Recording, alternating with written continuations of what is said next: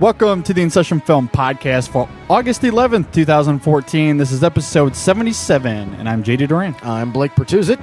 I'm Barry Riddell. And I am Heido. Thanks, guys, for being here on the show this week. I know, Barry, you've been here once, but Hyro, this is your first time on the show, and it's great to have the TruBromance fellas among us, especially after this last weekend. I definitely need you guys on the show because I owe you guys a huge apology. Sabotage. Sabotage. Which I am so sorry for. If you guys saw on Twitter, you'll know what we're talking about. Or if you listened to the latest TruBromance podcast, you know that I kind of screwed it up. So I apologize for that publicly. Didn't mean for it to happen that way. But I'm glad you guys are here, though. And speaking of your podcast, it's an awesome one that I've been on before. It's a lot of fun. Tell us about it, where people can find it on the internet. Barry, why don't you take this? You're the expert at this, man. Okay, well, we don't really do anything brand Without new. eating your microphone. Okay, I don't know. I don't know what I can do, man. I'm as far back as I can be. This is what we do. Our podcast revolves around us pretty much arguing 90% of the time. So this is what we do on our show. We review movies, and we have a list. You can find us on Twitter. We are TruBromance, true without an E because Hyro can't spell. You can reach us by email at TruBromancePodcast@gmail.com. And we love interaction. We love movies. And we love to berate people and each other. So join in on the fun, please. Yeah. It's a very fun podcast. It's very much like that the whole time. They go back and forth at each other. It's pretty fun. On this week's show, we are going to be reviewing the Teenage Mutant Ninja Turtles, the latest that a lot of people think is from Michael Bay, but it's actually not from Michael Bay, and I'm going to get into more of that here later. Oh, but it is. But going off of that, we're going to be discussing our top 3 movie brothers, and as usual, we're going to finish off the show with movies we've seen over the last week. And for our bonus content this week, it's going to be a lot more depressing than our main show, in the sense that we're going to be discussing the latest sad news regarding Robin Williams, and we're going to be talking about some of our favorite Robin Williams moments that he had in his film. So we're going to be talking about that. But before we get into any of all of that, guys, how was your week? My week's been going great. I am currently in the move from Augusta, Georgia, down to Tampa, Florida. And I'm originally a Floridian, so it's like coming home to me. It's like LeBron, except going to a really nice place. Nice. Except going to a non-nuclear wasteland. Which no one would ever want to go to. Ever, except for one guy. Right. You did say Tampa, right? That's right, Tampa, Okay. Florida. As compared to Cleveland. Well, sir. as compared to Cleveland, but it's not a wasteland. Yeah, I'm well, kidding. I'm kidding. It's a white trash wasteland for There sure. you go. And it's a good one. See, It's a good one. people think there are so many more rednecks in Kentucky. I'm like, have you been to Florida? Man, once you get outside of the cities in Florida, it really is backwoods. Thank you. I'm just glad that you're here to confirm that for me, so people will understand that. I'm not just making capital it of up. the world. Yeah. Nice. No, but I'm having a good week, man. Barry, go ahead, man. Yeah, I mean, I don't know, man. It's going so far, you know. I wish I had time to see more movies, but other than that, worked fine. Boring, but that's all I can do. How dare you? Blake, how's your week, man? Oh, man, my week has not stopped. The last couple of weeks for me have just been nonstop, but in a good way. It's good to have you back this week. Yeah, I'm really glad to be. Last week was a little bit ridiculous. Last week had been a long work week there, and then I also had my birthday party last Saturday night. And so I woke up Saturday night. So I woke up Sunday, and luckily I given my keys to someone else ahead of time here. I plan ahead that, don't drive drunk, be safe. Yeah. I totally believe in that. But I woke up with a dead cell phone, and everybody in the house where I was staying at had gone to work. And Nice. I basically was trapped until 4 o'clock in the afternoon here, but that's the best way to be trapped, though. It was a good break anyway. Nice. So Nice. nothing awkward happened. It was wild. But anyway, yeah, I missed out last week's show here, which I so wanted to be here for Guardians. Sure. But I'm here this week to talk about Ninja Turtles, and we'll get into that. We'll save it for later. But Michael Bay did make this movie. I don't think that he did. I'll explain why in a little bit. But my week was pretty good, too. My actual birthday was this last Thursday, and so I was in Chicago all weekend celebrating Ruining my our birthday. show. Ruining the TruBromance show because I was hanging out with the Cinema Jaw guys. I had never met them in person before, so since I was there, I just wanted to hang out with them, and we had a blast.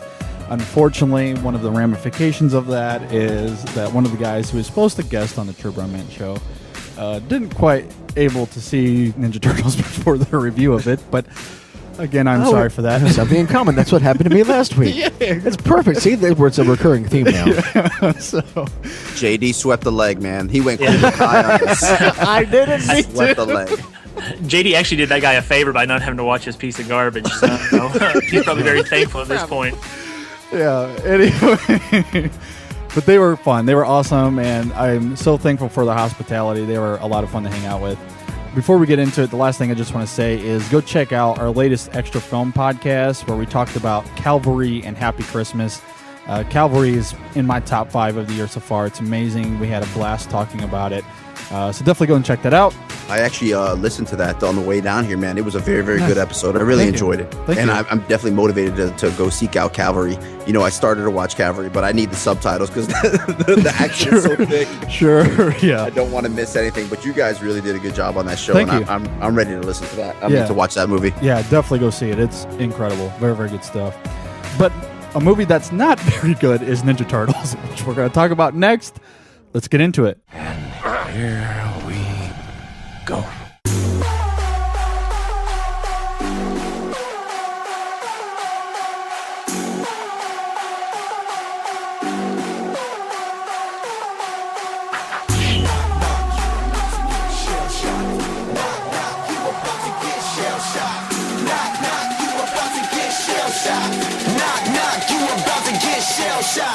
That's my fam, I'll hold them down forever.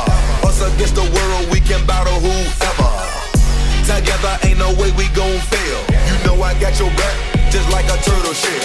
Nobody do it better. All my brothers tryna get some cheddar. We all wanna cut like the shredder.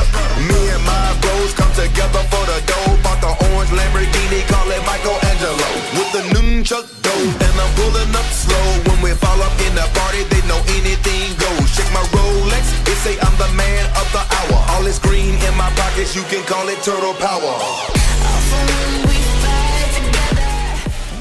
You're listening to the InSession Film Podcast. This is episode 77. JD, give me the camera. Oh, look, he's doing his Batman voice. Fall in quietly.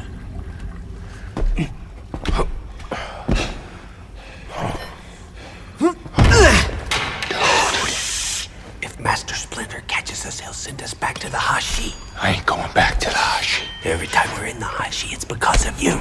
Well, bro, you won't have to worry about me dragging you down anymore. What's that supposed to mean? I'm going out on my own. First chance I get. How we gonna finish our hip-hop Christmas album, bro? You're the hype man. Yo, Shut up. Shut up. Shut up. Johnny. Say my eye. He's not going anywhere. We all stick together. Sorry, I spit in your eye, bro. All right, Teenage Mutant Ninja Turtles is directed by not Michael Bay. False. It's actually directed by Jonathan Liebsman and stars Megan Fox, Will Arnett, William Fichtner, and a whole bunch of other people that I'm sure we'll get into. Now, a lot of people have said that this is a Michael Bay film. I completely disagree, although I'm sure there's a lot of this movie that I'm sure I will agree with you guys on. But I'll toss it to the TruBromance guys first. What did you guys think about the latest Teenage Mutant Ninja Turtles? The latest Teenage Mutant Ninja Turtles is not a very good movie overall. It has a lot of problems, most of all from the human factors in this movie. Megan Fox, she must have been turned to stone. She must have been looking at Medusa because her face does not move. Will Arnett is... I like Will Arnett. I think he's funny, but him in this movie just doesn't work very well. I'm a big fan of William Fichtner. He's usually very good. He's not necessarily bad in this movie. He just doesn't have a lot to do. The animation's pretty good. I mean, the turtles look great. I wasn't a fan of the beginning, kind of how they're always in shadows in the rain in the nighttime. I thought they were going to use that crutch, but they kind of do correct that as they go along. But overall, I wasn't a very big fan of this movie. Hyro, what about you, man? Oh, man, I'm right there with you, buddy. I was not a fan of this movie. So I've heard a lot of people talk about how this is made for kids, and that's why it gets a pass. And I completely disagree. So Ryan Johnson tweeted out some time ago regarding a movie that came out where it actually had a good plot to it. And he was basically trying to say that it's okay for blockbusters to come out, but blockbusters can be made with a good story and a good plot and good acting. And I feel that giving this a pass to say that it's just made for kids is garbage. This movie is really bad. The script in particular is heinous. Megan Fox is not a good actress. We all know this.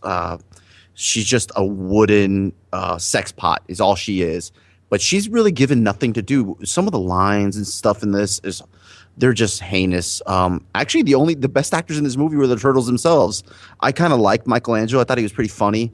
There's a scene in the elevator that I really thought was funny. But for the most part, I was really bored with this. And luckily, as compared to Tranny 4, it was only an hour and 40 minutes long. So mercifully, it was just over and I could walk out. But all in all, I was just really, really disappointed because I like the look of the Turtles, but I had really high hopes for this, and it just swung and missed badly. I mean, really badly. Can I say a wood sex pot sounds kind of dangerous, and I'm not sure I'd want to be involved with that. I said wooden sex pot. Well, even still, a wood, it's not something I would want to play with, I think. So, well, she's not Pinocchio. Let's go with that. Blake, what do you think? Yeah, conveniently enough, this movie does feature a character named Splinter. There you go. There you go. Ties in perfectly. Speaking of Splinter, is he supposed to be a rat or like a mouse kind of pig horse hybrid? Yeah, exactly. He was left over from the island of Dr. Moreau, just cut out in that movie. Yes. Oh yeah, yeah. The little mini did piano you see player you see like Val Kilmer in the background back there for the remake? That little weird midget dude. Yeah, exactly. No, it's like I've got to really agree with you going off of this here. It's like, okay, Megan Fox is good for one thing, and that's being hot. In this movie, she wasn't hot. Will Arnett is good at one thing and being funny. In this movie, he wasn't funny. William Fichtner is good at being menacing and kind of dark in his films. In this movie, he was as humdrum and by the book as he could be. He wasn't. You have these characters that have kind of one thing. It's their main thoroughfare. And they never really give them a chance to do it because your script and everything else is so terrible. And that's what you get in a lot of Michael Bay movies, and of course, where he made this movie as well, JD. He did not make this movie. It is a stupid argument. Anyway. If that's the case, let's blame Christopher Nolan for Man of Steel. Let's blame Steven Spielberg for the Transformers movies. What do you mean blame him for Man of Steel? The movie is awful. A good movie. It's Man of Steel terrible is not movie. good. Man of Steel is a very, very good movie. Atrocious. Okay, well, I'm just making. Or let's blame Spielberg for Transformers. How about that? His name was actually in the credits on the first original trailer. So there's that too. It's a stupid argument. Wow, I didn't mean to get you so passionate over here. I'm just making jokes here because you know that I don't like it. I'm just trying to have fun here, damn it. Sure. So anyway. Thank Nolan. Yeah, okay. Well, anyway. It was terrible. Don't even get me started. Anyway, back on to... Let Blake finish. Back onto the main through point here, back about the Ninja Turtles. I was thinking, I mentioned this, I texted you this morning, JD, about it after some feelings about it. And, you made the point that this one is kind of made more for kids because Nickelodeon owns the rights to it now, and I get that to an extent. But it's hard to be, compared to being like a Batman purist or a Superman purist or a Spider-Man purist, those comic book kind of movies there, it's really kind of hard to be a Ninja Turtles purist because there have been a lot of different variations in it over time here. Yeah. I mean, it's not like the original black and white comic book was here. For me personally, I mean, I'm 31 years old. I hold most tightly to the 80s cartoon.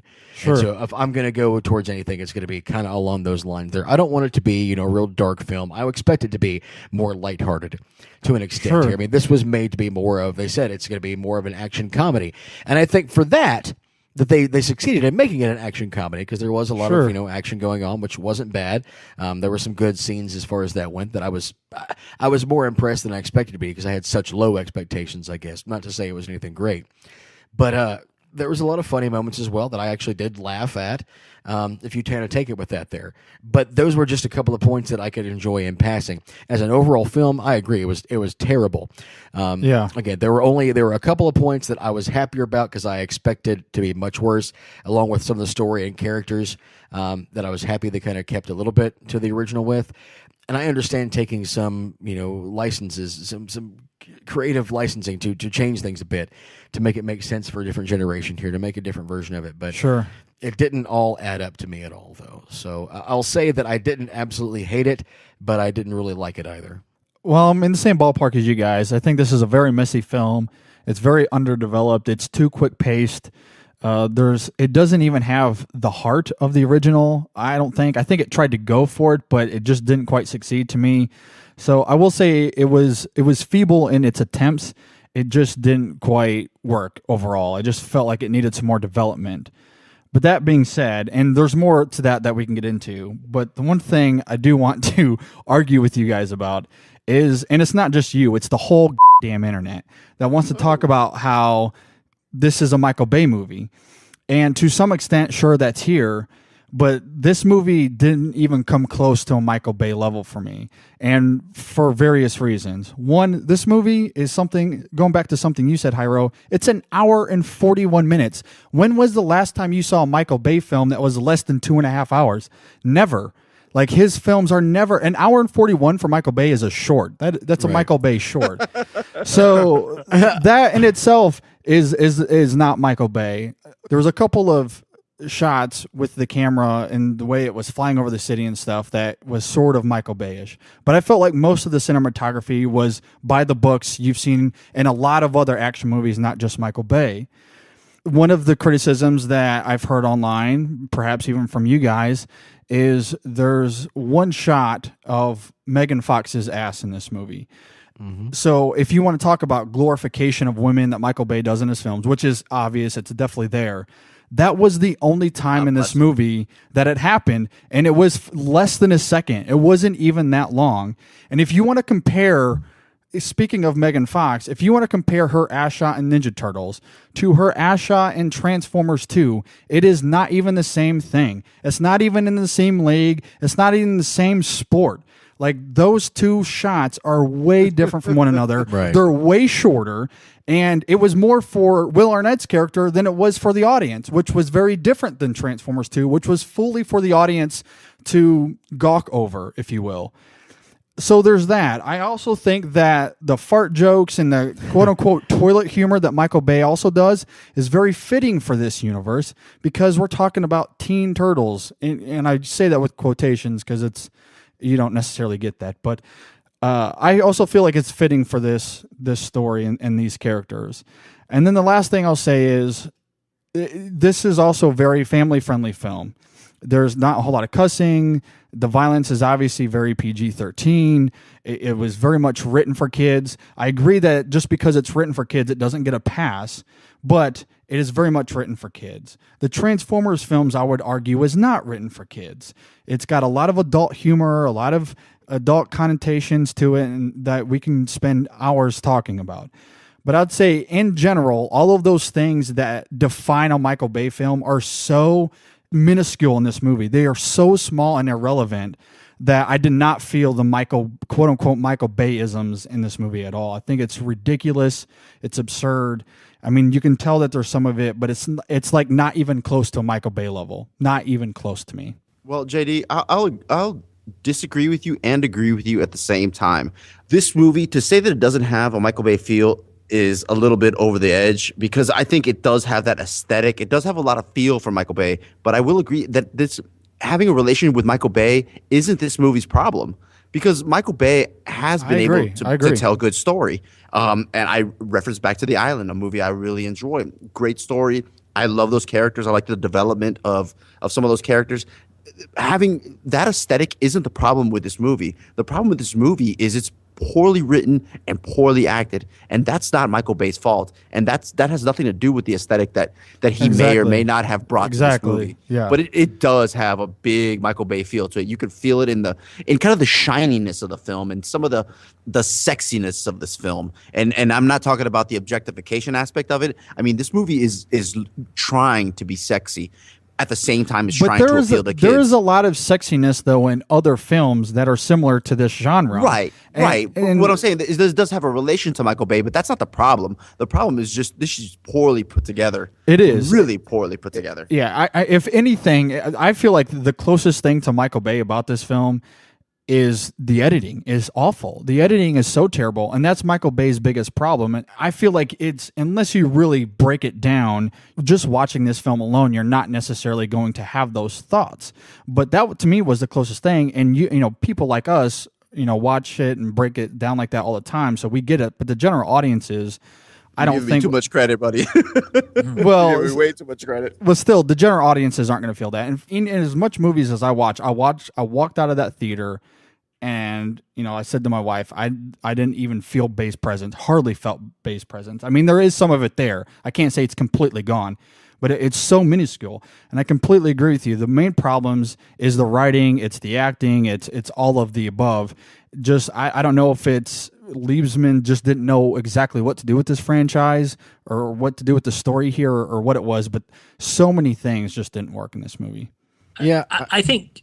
Go ahead, Blake. No, I was just going to say, I kind of am on both sides of the fence here when it comes to the Michael Bay argument as far as how the film feels, because I think that it kind of does have some of those aesthetics again, but at the same time, there were only like 4 explosions, and so that just doesn't seem right. Yeah, really compared to a Michael Bay film. Exactly. I mean, it wasn't nearly enough. There's twice as many in the first 30 minutes of Transformers. Yeah, exactly. So I want to say, I'm trying to count them right now. I want to say like maybe 3 or 4 at best. Yeah. So yeah, that's not. I mean, it's kind of disappointing actually when you think about that. I'm happy that when you're in your defense over there. I was worried that it was going the other direction, but you were stating that this is worse than a Michael Bay film, and I'm so on board with that.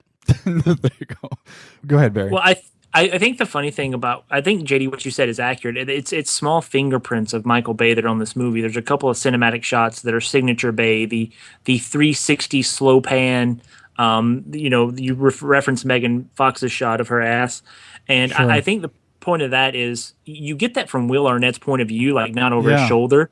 And then his comment after that is like, no, keep doing that. Like they're sliding down a mountain, and he wants her to hang out of the truck just so he can continue to stare at her ass. I mean, that's vintage Michael Bay, but I agree. It's not him directing this movie, but when you see those small fingerprints, and he's had so many problems as of late, particularly with the Transformers series getting such a bad rap. Not bad rap, but maybe deservedly being panned, some of them being bad. But once you see those small fingerprints of Michael Bay, knowing he produces it, it doesn't overtake the movie, but you can be like, oh yeah, he's definitely in on this. And I think it already kind of puts the movie down a bad track. It's like seeing something directed by M. Night Shyamalan or him having anything to do with it. Like his track record lately has been so poor that people automatically have that in their mind, and it's just hard to break from that thought process. Yeah, I mean, I don't disagree with that, but I don't think that's a fault to Bay either. And well, unless he's leading the marketing team, then I guess part of the blame is on him. But at the same time, though, I feel like that's an audience problem. Like if they want to watch this as a Michael Bay film and hate it as a Michael Bay film, they can, and that's their fault. The fingerprints to me are just too small and too irrelevant. But getting back to the actual film itself, one of the bigger problems I had with this movie, and we kind of mentioned it, is the writing. The story itself was okay. Like I was okay with some of the changes they made to kind of modernize it or make it fresh and new. Whoa! You thought it was that? You thought the story was okay? That whole thing about poisoning the city crap is okay? You cut me off before I got to my butt, and then you cut me off. Sorry, he always does this, man. He's a rude cat.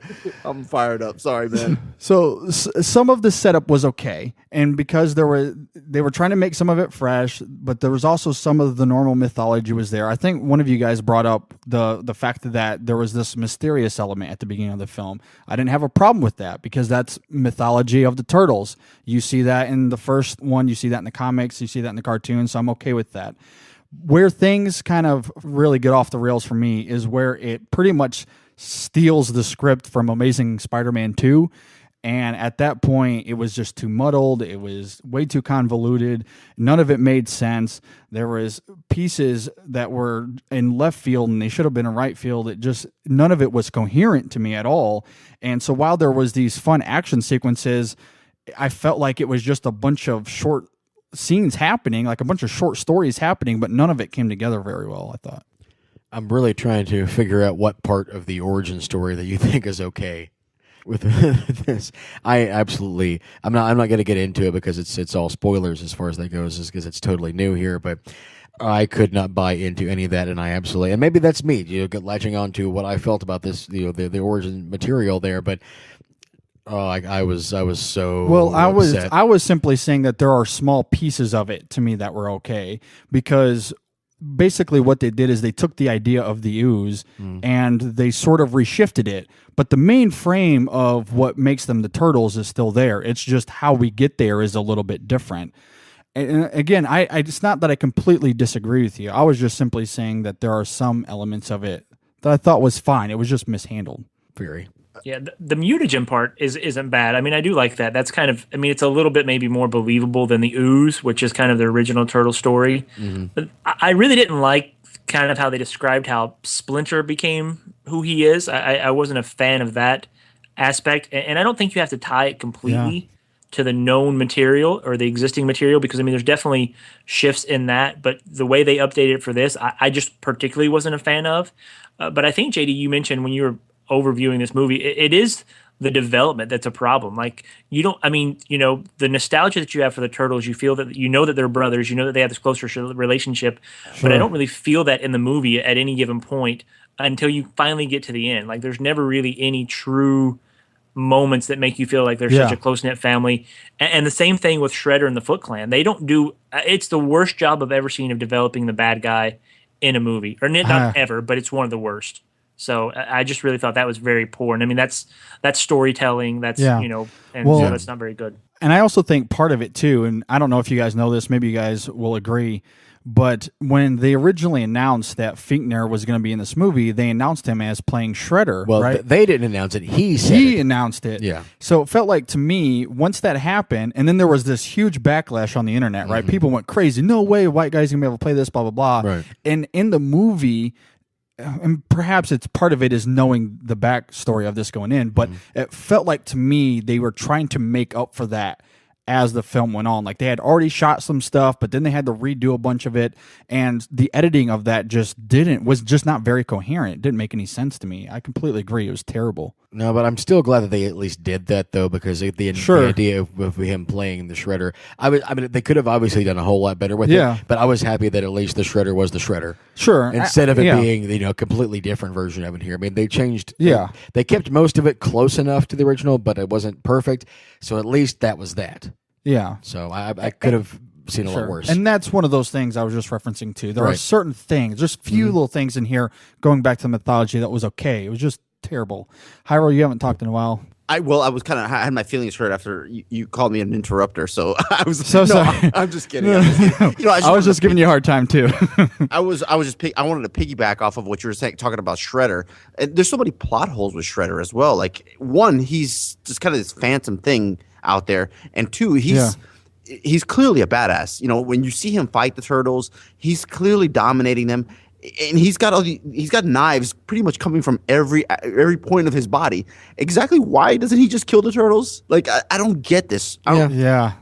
Like at any moment he could have just cut one of their heads right off with the skill that he has. This movie's just a mess all around. I mean, and I hated Splinter. I hated the look of Splinter. I hated the Splinter's backstory. I hated the Shredder. This the whole thing, man. Megan Fox was so awful.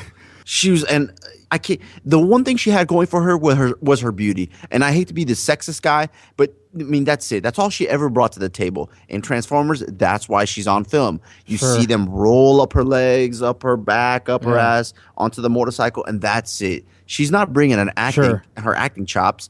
She's there, and so when you bring Joan Rivers Jr. on with her wooden face, it's not working for me. It was bad. She is really bad. I will say that I did like Michelangelo. He was the one highlight of this movie that I enjoyed, especially when he's hitting on her. Yeah, he was pretty funny too. I didn't care for him as much. I actually liked Donnie a little bit better. Really? I actually did, yeah. And I don't know really why. It was a bit campy for me, though. I know, but I think that's kind of what I wanted.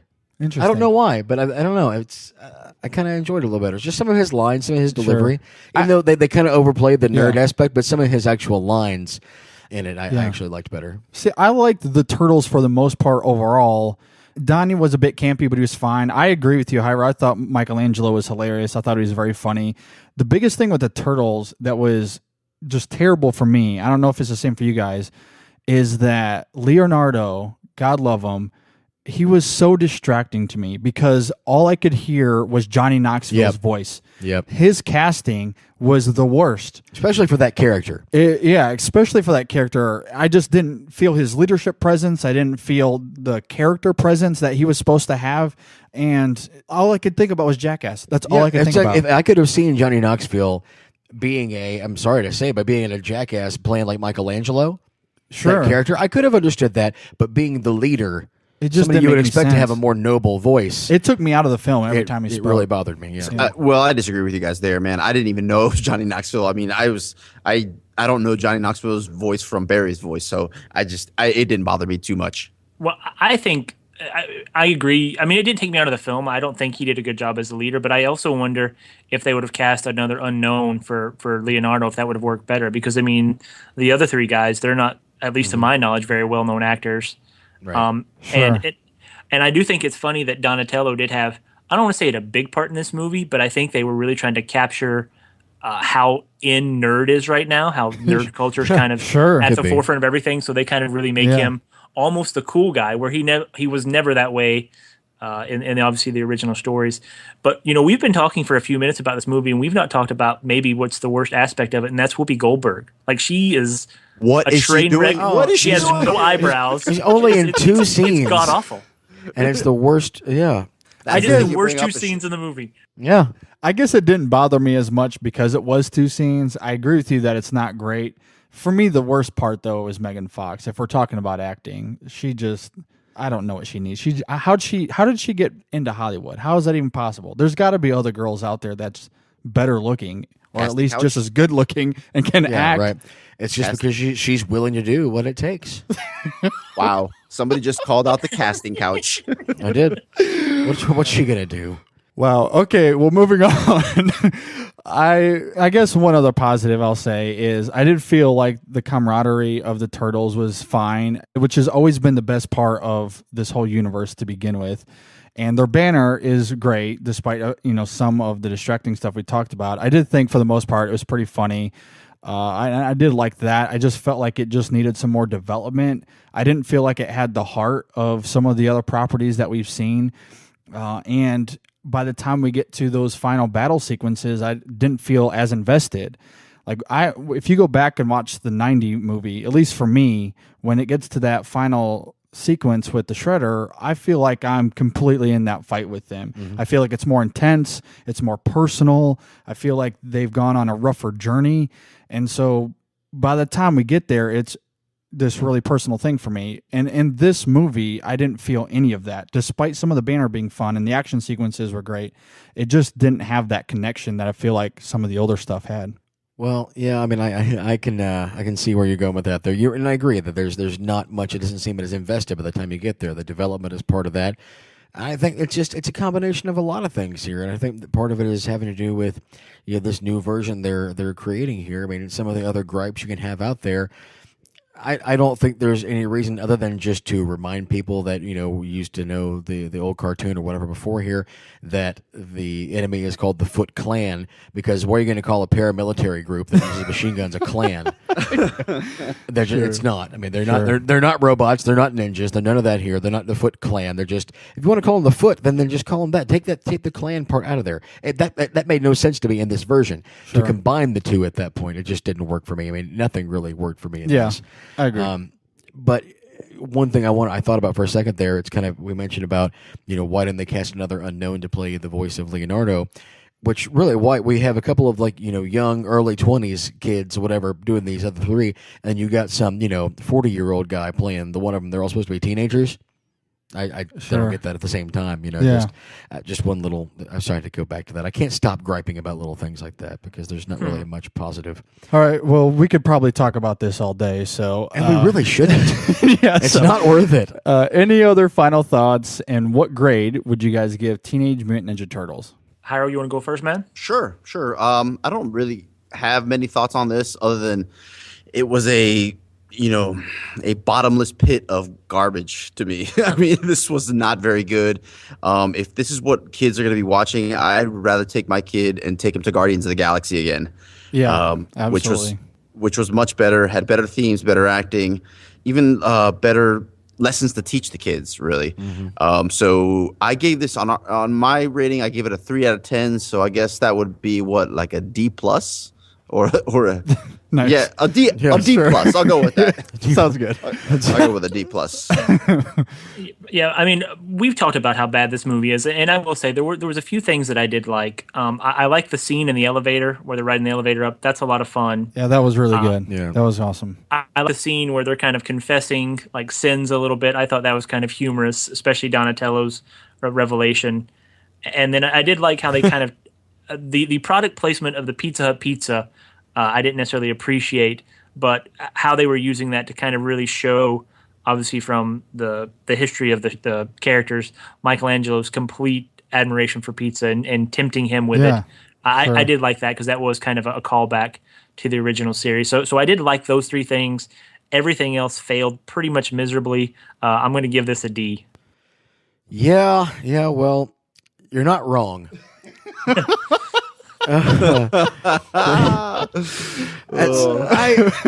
For every one of those little things that I think of, I'm like, yeah, you know what, that one scene was kind of cool, or hey, that was kind of funny, or I get that, and that's just me nitpicking on the good side and trying to not hate what I saw. In reality, I want my $9 back. Sure, I really do.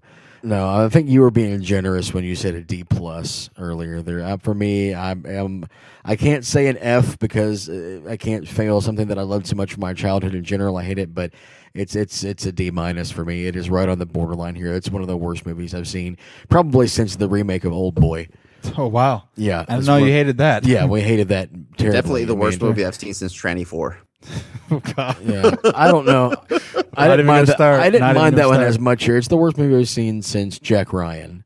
There you go. Whoa, the new Jack Ryan? Yeah, that was terrible. Well, Shadow Recruit? Oh, God. We can talk. Anyway, we can talk another time. Ew. As far as final thoughts for me, I'm glad that we could still find something to argue about despite all of us still hating this movie. So thank you, Michael Bay, for that. That's our brotherhood and our camaraderie. Yeah, there you go.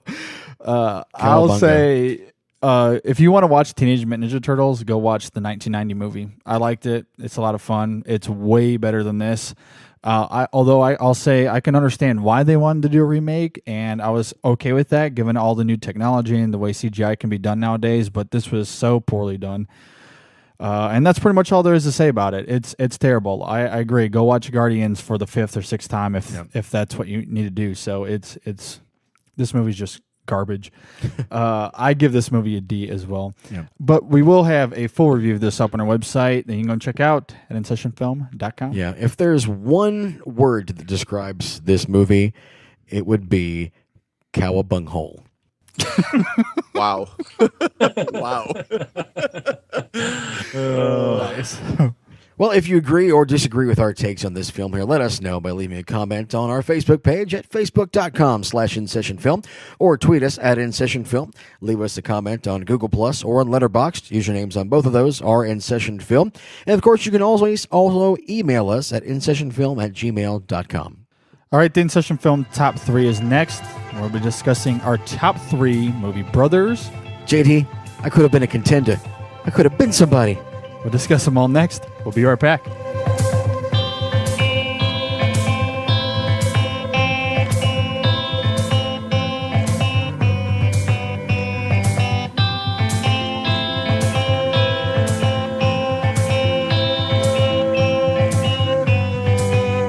Today,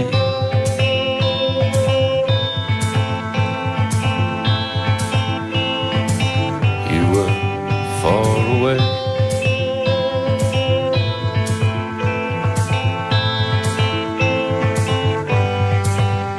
And I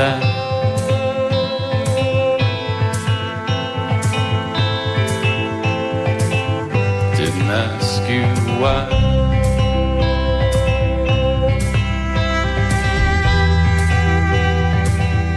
What could I say?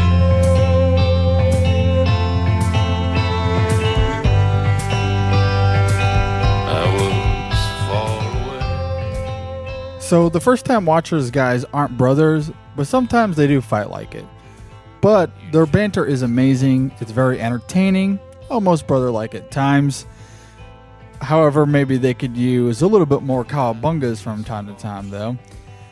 Either way, they're a great supporter of our show. They're a great podcast that you should definitely check out. It's hosted by three awesome gentlemen, Tim, Walter, and Hermano, although Hermano's a little bit on a leave as of right now. But these guys know their movies. They're really good at what they do. What's unique about their show, and I love this, is that they pick a movie that none of them have ever seen before. They get together, they watch it, and then they review it and discuss it. They're really good at it. It's really fun to listen to. And on top of that, they also talk about the latest trailers that they've seen recently, which is a lot of fun. Even though I hate trailers, sometimes you just can't help but watch them. So I love that they do that. They also talk about the films they've seen recently, and then they would recommend whether you watch them or not. And it's amazing. It's really fun, and you should go listen to them. So where can you find them, you might ask me? Well, there's a lot of ways you can do that. One, you can go check them out on their website at firsttimewatchers.blogspot.com. Hit them up on Twitter at firsttimewatchers, or you can hit them up on Facebook by searching First Time Watchers. Definitely go subscribe to them on iTunes. Leave them a review. I promise it'll be worth your time. Again, that's First Time Watchers. To losing you.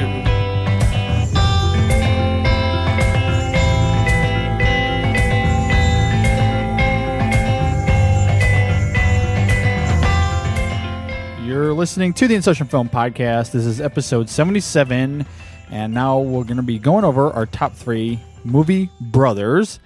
Before we get into it, though, fellas, did you guys have any criteria that you used to pick your list this week? Honestly, there are quite a few brothers out there in movie history. I did my research, and a lot of stuff. I was very, very shocked to find out how many there are out there. So I wanted something that had good interplay between the brothers more than anything else. I didn't want them to just be cool brothers or just badass brothers, but some sort of dynamic between them, some sort of maybe chaos between them is what kind of where I focused. Yeah, I mean, my criteria was that they are brothers. That's pretty much all that I had to come into. Nice. You know, I see what Hyro's saying, and my guys do definitely have a dynamic between them. I have kind of a cheat in one of mine. I hope that's not going to be too earth-shattering. Yeah, but I this was a very fruitful list. I mean, there is a lot of movie brothers. Some movies I never heard of, but quite a few that deserve mentioning. So I'm excited to go through them. Hey, what about you, Blake? Nope. Nope. Okay. Not really. No, I was on a short list here, and I came up with I cheated a little bit by going over a couple lists that are already out there, and a couple that I just that I thought about that I always enjoyed. If I really enjoyed that movie, and that's the main characters that we focus on, for the most part, is kind of where I went with it. Not really a whole lot of criteria. I'm not going to narrow it down that much anyway. You know me, I'm lazy. Sure, of course. As for my criteria, I'm very much in the similar vein as you, Hyro. I wanted to look at brothers that had some integral dynamics going on between them. It didn't necessarily have to be all serious. I mean, if there was fun elements going on, that was something I also looked at. But I wanted there to be some very important plays going on between all of them. And that being said, there was one film that I had to kind of cut out of my list, but I'm going to wait to save it to we get kind of the end of this discussion, because I think it's worth talking about there than up front. Can I take a guess?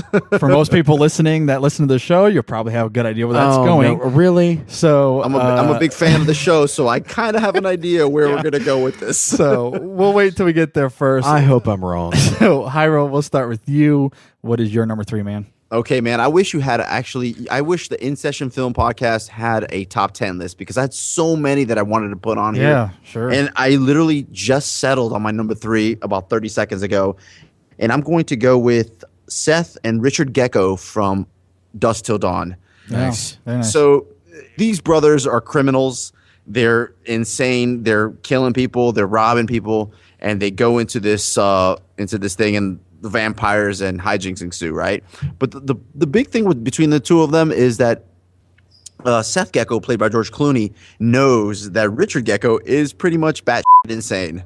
He can't leave him alone with a woman. He can't leave him alone to do anything by himself. But he loves him to death. I mean, he truly loves his brother. But he knows he's crazy, even to the very, very end when, spoiler, he has to do something to him to 86 him. And it's just an interesting dynamic. And it is, everybody knocks Tarantino that he's not the best actor, et cetera, et cetera. But I mean, in this, Clooney drives this relationship more than anybody else, because the strife within him to love his brother at the same time protect the world from his brother is a tough one. Yeah, no, that's a great choice. Those are interesting dynamics, and yeah, I agree. I mean, people like to give Tarantino a hard time, but I feel like with that character, he plays it well. I think given how the character is written, and Clooney does a fantastic job, I completely agree. Very good stuff. That was a good honorable mention for me. All right, Barry, what do you got at your number 3? Together, because our number 3 actually share a common theme in vampires, and my number 3 is Edgar and Allan Frog from The Lost Boys. Oh man, so good. Nice.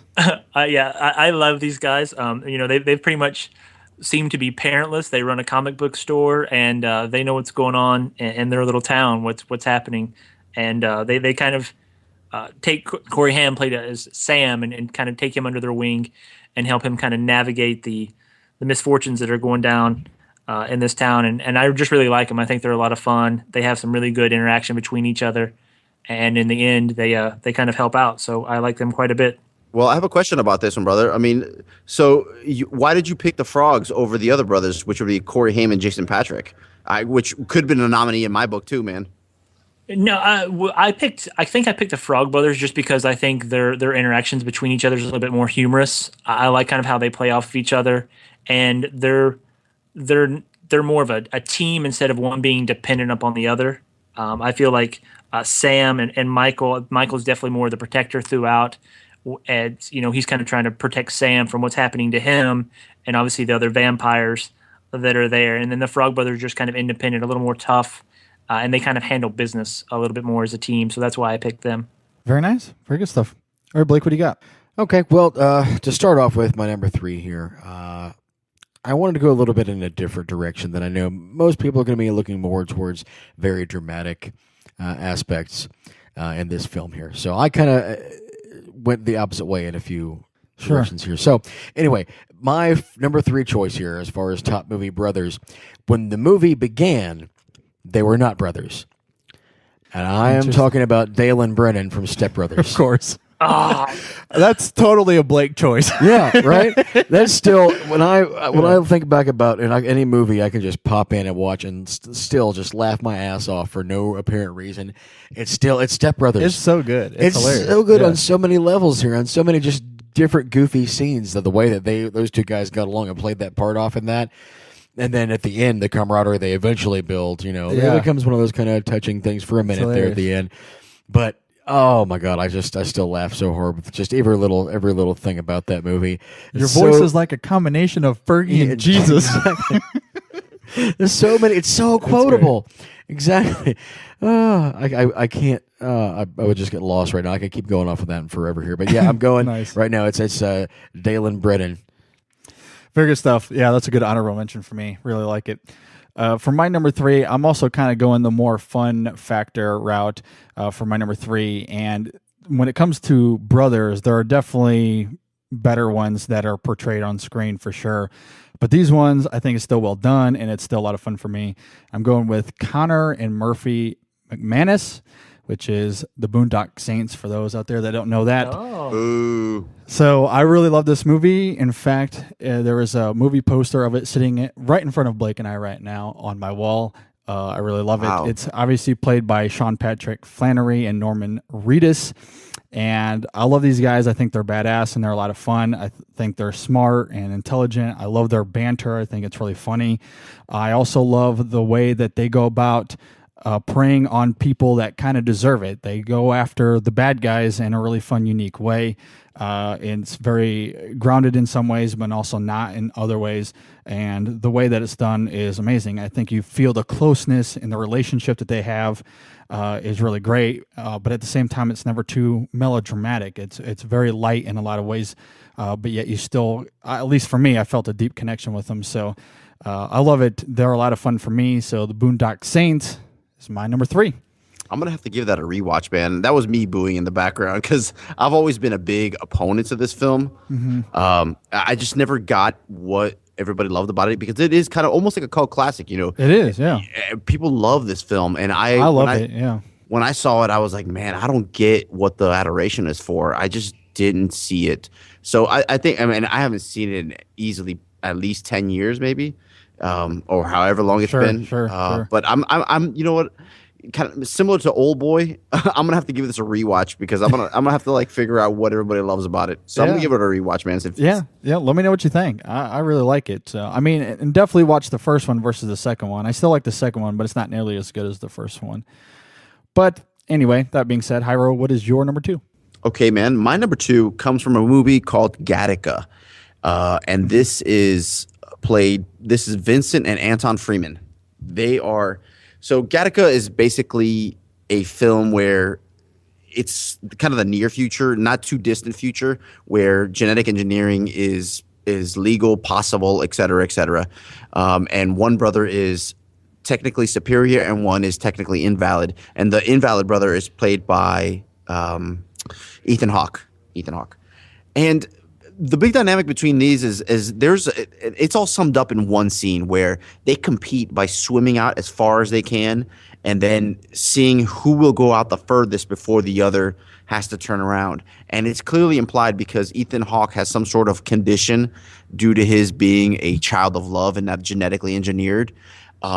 He is clearly at a disadvantage here to his brother, who is, made technically superior to him. But his willpower kind of wills him to push himself to crazy limits to achieve what he really can't achieve. And that pushes him. His competition, his spirit really pushes him to these crazy levels. And I just kind of really identify with that, man. Granted, I don't live that, but I do identify with that. Like I kind of admire that more is what the word I'm looking for. Full disclosure, I haven't seen that one yet. Oh, man, you're missing a really good one, bud. Yeah, I'll put it on the list. All right, Barry, what do you got? Well, Blake actually stole my number 2, so I'm going to substitute one here off of my my also ran. And my number 4 that came in on my also ran is actually Julius and Vincent Benedict from Twins. Nice. Obviously played by Arnie and Danny DeVito. This movie is a comedy from the 80s that I remember seeing quite a few times back then and really enjoying it. I've not watched it recently, but I could imagine that it'd still at least be partly funny. I really definitely like how they were kind of engineered, much like Hyro's number 2 in a sense, and how Arnold Schwarzenegger was all of the good parts, all the good specimens of the DNA, while Danny DeVito was kind of the leftover trash. It's kind of like me and you. It is kind of like us, and it works so well. They kind of have this twin connection. It's really kind of odd to see these two as being twins because, I mean, Danny DeVito has to be 3'6", and Arnold's obviously a much larger man, but it just works so much. I love this movie. I was a big fan in the 80s, and I think I need to rewatch this just to refresh my memory about how good it is. So that's my number 2. Man, I have not seen that in such a long time. I know. I think that's definitely worth a rewatch. And I'm glad that the rumors have died down about the sequel they were planning on trying to make to that. I don't know if you guys are aware of that or not. No, I haven't heard that. Oh, yeah. They were making a movie. It was going to be called Triplets, and it was going to have Danny DeVito, Arnold Schwarzenegger, and Eddie Murphy. What? Yes. Give me some of that, please. Yeah, Eddie Murphy was the long lost. Give me some of that. I don't know. Yeah, insert. Never mind. There's not a joke to insert here without being a terrible person. I don't know. All right, Bruce, what do you got? Anyway, number 2 for me, staying in a little bit on the comedy train here as far as brothers go. And again, I mean, I'm an only child, man. I think about if I had a brother, I would be such a dick in so many ways here. It would be so much fun, though. But number 2 for me, how could you pass up Jake and Elwood, the Blues Brothers? No, yeah. Good when choice. you want to talk about a fun movie overall here, an adventure that it really was, and then, of course, the all-time record for most cars crashed in a single chase scene in a movie, one of my favorites of all time. So many amazing cameos, such great music in that film there for the time being, of a couple characters that were just made up for a musical performance on Saturday Night Live. Yeah. And turned into iconic people, iconic movie characters like that. Sure. Now, they've ruined it, of course, with, a sequel they made, 20, 30 years after the fact. But still, the original Blues Brothers holds up to me as one of my absolute favorite movies of all time. And I will not stray aside from the Church of Jake and Elwood. No, it's a good choice. It was actually one I heavily considered. It was definitely a good honorable mention. Good stuff, man. All right, for my number 2, I'm going to one that is a little bit of a stretch as far as brothers go because they're half brothers, but still brothers nonetheless. And my number 2 is Mickey Ward and Dickie Eklund from The Fighter. Oh, excellent choice. Excellent. Played by Christian Bale and Mark Wahlberg.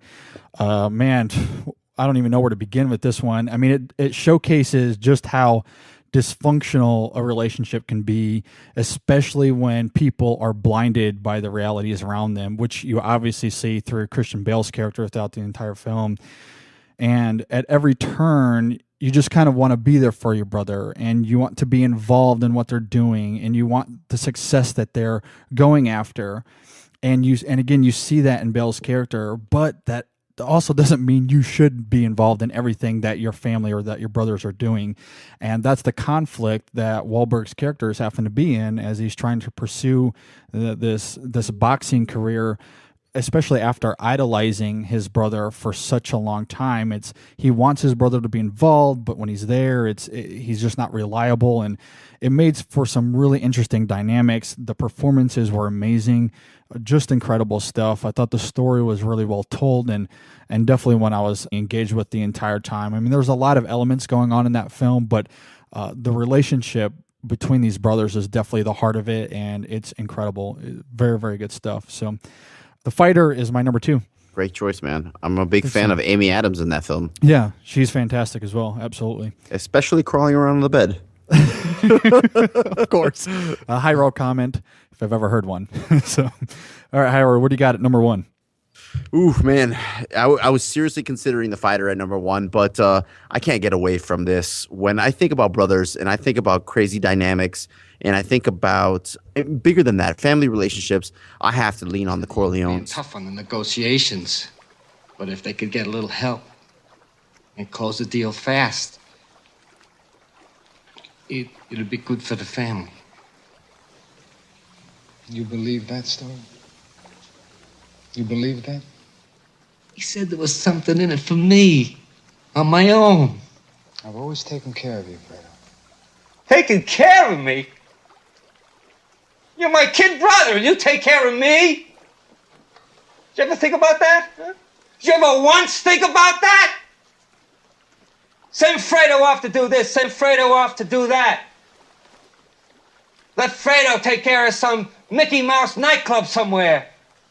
Send Fredo to pick somebody up at the airport. I'm your older brother, Mike, and I was stepped over. That's the way Pop wanted it. It ain't the way I wanted it. I can handle things. I'm smart. Not like everybody says. Like dumb. I'm smart, and I want respect. From the Godfather series, particularly the first one and the first two. The third one can kind of Sure. whatever. But It almost kind of doesn't need to be in the conversation, honestly. Yeah. it's kind of like a Kingdom of the Crystal Skull. You just kind of pretend it didn't happen. Yeah, exactly. Yeah, but these brothers have this crazy dynamic where Michael originally starts as the war hero. He's kind of demure. He doesn't want any part of the family business, which is clearly running the mafia. Sonny's the hothead, kind of looking out for his brother, kind of pushing him to the side. And then you've got Fredo, who's kind of the hapless one or whatever. And this relationship takes this crazy kind of spin where, Sonny dies and, spoiler for a 50-year-old movie. alert. Sorry about that. Spoiler Spoiler for a 50-year-old movie, whatever it is. Gosh, I'm so terrible at this podcasting thing. Blake's but devastated man, now. Yeah, sorry, man. So about Fredo, no. And then, the relationship between Michael and Fredo in the second movie is obviously Amazing, something that people talk about a lot, and it ends up in an interesting way. But, yeah, man, the Corleones are tough brother. Yeah. No, it's really hard to beat it. I mean, Absolutely. It's incredible. Yeah. All right, Barry, what do you got? All right, my number 1 is brothers that I guess if I was going to be the third twin, much like Eddie Murphy, I'd maybe want these two as my older brothers. And I'm talking about Jed and Matt Eckert from Red Dawn, played by Patrick Swayze and Charlie Sheen. Oh, nice. East Coast. Down here's Mexico. First wave of the attack came in disguised as commercial charter flights, same way they did in Afghanistan in '80. Only they were crack airborne outfits. They took these passes in the Rockies. So that's what hit Calumet. I guess so. They coordinated with selective nuke strikes, and the missiles were a hell of a lot more accurate than we thought. They took out the silos here in the Dakotas, key points of communication. Like what? Oh, like Omaha, Washington, Kansas City. Gone? Yeah, Jesus Christ. that's right. Filtrators came up illegal from Mexico. Cubans, mostly. They managed to infiltrate SAC bases in the Midwest, several down in Texas, and wreaked a hell of a lot of havoc. I'm here to tell you. They opened up the door down here. And the whole Cuban and Nicaraguan armies come walking right through, roll right up here through the Great Plains. How far did they get? Cheyenne, across to Kansas. We held them at You know, this is another. I thought you were 80s gonna. movie. I thought you were gonna call out the remake. Oh, how dare you! That is Just kidding. blasphemy. Just kidding. That's Godfather 3 territory. That's ridiculous. No, this movie's a lot of fun. I mean, obviously, the entire plot is completely preposterous, made during the height of the Cold War. You know, a lot of stuff going on in this movie, but it's still a lot of fun. This kind of survival story, this ragtag, making the mountains, and they're kind of led by Patrick Swayze. And, you know, throughout this movie, he's kind of the leader of the group, but he's also always concerned about his brother. And they just have a really strong bond that I feel like you can pick up throughout the movie. And, you know, the climax of this movie is very, it's engaging still to this day, the relationship and how that plays out. I really enjoy it. And I've actually not seen the remake. Hyro and I actually started it and then stopped it because it was so bad. And I've not gone back to Don't waste your time. it. So, but yeah, that's my number one is the Eckert boys from Red Dawn, the original, not the remake. You sure do love your 80s movies, don't you? I can't get enough of them, man. They're on every list I do. Good stuff. Yeah, sure. Yeah, they were good. There's the Al Bundy They of were, yeah. movies. Yeah. Back No, in that's my great day, stuff. they made Yeah. better. Very good stuff. All right, Blake, what do you got? All right. Well, sticking with 80s movies, It's good I'm stuff. also going to go there. Now, JD, you know that I grew up in Southern Ohio, and I don't know if you know this, but I always definitely bought my underwear at Kmart in Cincinnati. Okay. Raymond and Charlie Babbitt from Rain Man Yeah. are my number one. Residential Here. suite. Dinner's at 6:30 p.m. And to the left is Raymond's room. Look at this big, beautiful room. All right. This is not my room. This is definitely not my room. It's just for tonight, right? Hey, I have to go back to Walbrook Whoa, whoa, whoa, for whoa, dinner. little guy. Whoa. This is going to be terrific. Yeah. We're brothers. Dr. Vernon wants to spend time together. We're going to have some fun. When did you say? He said that. Of course, I don't have my tapioca pudding. We have tapioca pudding for dessert. Yeah, well, Yeah. we can do that. We can work tapioca pudding. I'm going to call Lenny. Of course, it's definitely not my room, and I don't have my tapioca pudding, and the bed's in the wrong place. That's definitely not my You bed. don't like it there, you can move it. Why do you want the bed? Should be near the window. Of course, I don't have my books, and of course, there's no bookshelves. I'm definitely No books? out of books. I'm going to be bookless. Oh, here's a book. Big telephone book, huh? A lot of words. Lenny, pick up. Will you, Lenny? I got $200,000 about to go in a shit house, and he doesn't want to answer the phone. What is it? 6 here, that means it's 9 there, huh, Susanna? No, it's 3 there. 6:30 p.m. is dinner. It's 3 there. Definitely It's 6:30. 3 o'clock. He doesn't want to answer the phone? Orange soda. Because and obviously I wanted to go with the Corleones. How do you not in most cases? But Yeah. I thought that was too cheap. Whoa! That was too. Wow. That was It's cheap. that was It's that very was cheap, too. so that That was too fits. easy. It was right too here. easy. I had to think. Wow. I had to go a little bit. I had to get to the next level. I had to go higher than that because everybody can think of the Corleones. Oh Everybody knows the Okay. Corleones. I'm Okay. kidding. I'm kidding. No, that's an excellent choice. You know, I just thought I knew that somebody was going to have that on there, so I tried to pick up something different here that I really loved here. And Rain Man, I always really enjoyed growing up. And I just thought some of the performances in that era. I'm not a huge Tom Cruise fan. We talked really about Tom like Tom Cruise. Cruise. I like him, and I'm not a huge fan, but we talked about him at length back when we did the Edge of Tomorrow show Sure. there. Yeah. And did a lot of great stuff about that. Great performance from him in that. But Dustin Hoffman was just amazing in that film there. The dynamic between those two and the frustrations that Charlie had trying to take care of Raymond for most of that movie there, and the way it just all comes together. I still love that movie a whole lot, sir. I've definitely got to put the Babbitts at number one for me for Rain Man. No, it's a good choice. It was a good honorable mention for me. For my number one, I actually have 2 number ones. So this is kind of going back to when I was setting up my criteria. Cheater. There was. And I thought Hyra was a cheap one. Look at you. I'm cheating, absolutely. Wow. And Still right here. but this is one that I've talked about on this show a lot, and so I couldn't necessarily pick it, but I didn't want to necessarily not bring it up in some fashion or another, just because of the impact that it's had. And again, if you've listened to the show, you've heard me talk about this a million times, so I won't go into a ton. But for, I guess, my sub number one or 1B or whatever you want to call it, it's obviously it's the movie Warrior. And this is a movie that has just made a huge impact on my life. It's one that I absolutely love. And again, I've talked about it on a million shows, but this is a film that can bring me to tears if I just sit here and think about it. It's really incredible. You know, we were kind of discussing this a little bit on when I was talking about, you know, mismarketed movies, because if you go back and you watch the original trailer for this, it's very cheesy. It's very to the book. You feel like they play off the MMA stuff a lot, and that's what they sold it on. And the movie could not be less about MMA. And I guess the ironic part about that is the final sequence of that film, there is this MMA fight between these two brothers. But what gets me every single time, and I'm almost getting a little dusty just thinking about it right now, is the fact that those guys are not fighting that match for the money. Like, they are, in that essence, they're fighting for each other and they're fighting for that relationship. And that goes to depths of my heart that I can't even begin to articulate. It's just incredible to me. It was so well done. It's easily one of the most looked over movies of all time. It's amazing. So, and again, I've talked about it a lot, so I didn't necessarily want to include that. So it's kind of like a 1B. But for my number one for this specific list, just to spite Blake, my number one is the Corleone brothers from the Godfather movies. Yes, sir. Wait, are you gonna call him cheap or cheesy or whatever it was? Yeah. No, I don't care if it's cheesy or if it's predictable or cheap or whatever you want to call it. I call it bullshit. And usually, I've done a lot of top threes where I've called off obvious films. I did that last week. I've done it a lot of different times. But I think for this one, it definitely deserves to be here for all the reasons you said, Hyro. I guess I don't have to get into a ton, but the acting is just crazy. The conflicts and the backstabbing, and it just kind of showcases just how power and greed can ultimately be huge influences despite family. And Something on that side? I understand 30,000 men enlisted this morning. Bunch of saps. How are they saps? Honey, come on. We don't have to talk about the war. Hey, Beep, you talk to Carl, all right?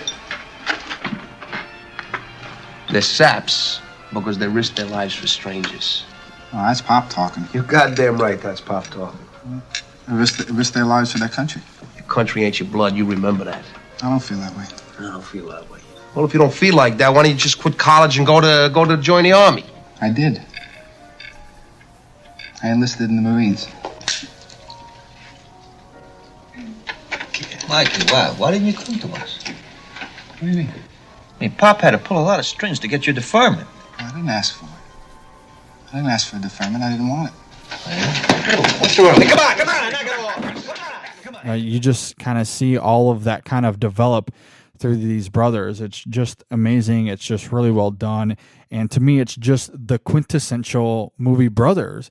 I just feel like they're the ones that other films will probably look to as far as, hey, this is the kind of stuff we want to try to get to. Right. You know, I don't think any other film has necessarily got to that level yet, but it's incredible and it's well done. There's a lot of depth there. It's entertaining. It's very engaging. It's heartbreaking all at the same time.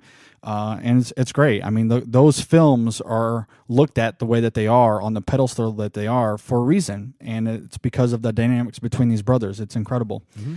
Very good stuff. So that being said, any honorable mentions? Hyro, you go first. Okay, man. So I left off, I had The Fighter on mine. I had Rain Man on mine. But I also had the Earp brothers from Tombstone. Yes. I really enjoy those. Nice. I had Last of the Mohicans.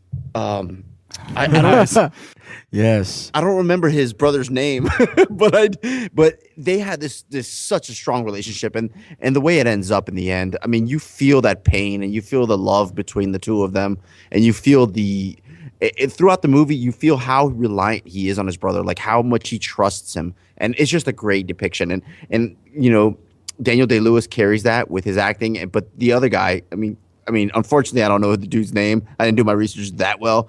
But he also puts a really subdued performance out there that really carries that film as well, like relationship. Very nice. What about you, Barry? Yeah, I had a couple. I had another Saturday Night Live movie, Bob and Doug McKenzie, the McKenzie brothers. I had one that I really considered putting at my number one, but I wound up leaving it off, are Brian Taylor and Mike Zavala, the cops from End of Watch. At one point, Jake Gyllenhaal, he actually calls Michael Pena his brother. And that movie for me, I think I feel a lot like that, JD, like you do. The Fighter. That's just a very powerful movie for me. Yeah, it's great. And I really like that.